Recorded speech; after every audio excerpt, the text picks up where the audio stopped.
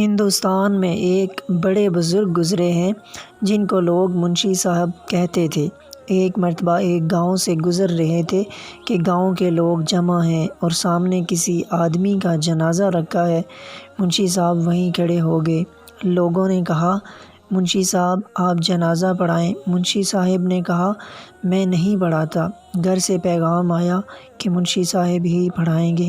لوگوں نے اس آدمی کی بیوی سے پوچھا کہ منشی صاحب کا نام تم نے کیوں لیا؟ تو اس نے کہا، یہ آدمی جو فوت ہوا ہے اس نے فوت ہونے سے پہلے کہا کہ میرا جنازہ منشی صاحب پڑھائیں۔ لوگوں نے کہا، آج اتفاق سے آئے ہوئے ہیں، تو انہوں نے کہا کہ ہماری بات پوری ہو گئی۔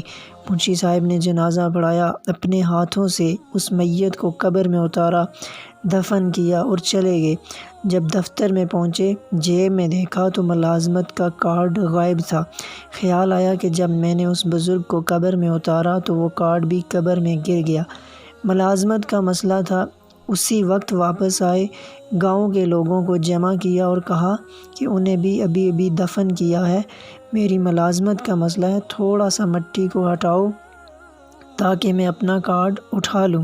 سب لوگ جمع ہو گئے۔ انہوں نے کہا کہ منشی صاحب بڑے اللہ والے ہیں، کوئی بات نہیں، مٹی کو ہٹایا جائے۔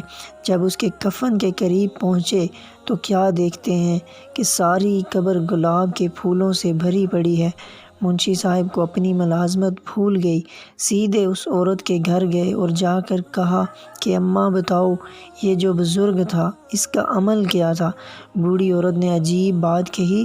اس نے کہا، یہ تو ان پڑھ تھا، زبانی اس نے چند صورتیں یاد کر رکھی تھی، لیکن لکھنا آتا تھا نہ پڑھنا۔ مجھے اس کے نکاح میں آئے 45 سال ہو گئے ہیں۔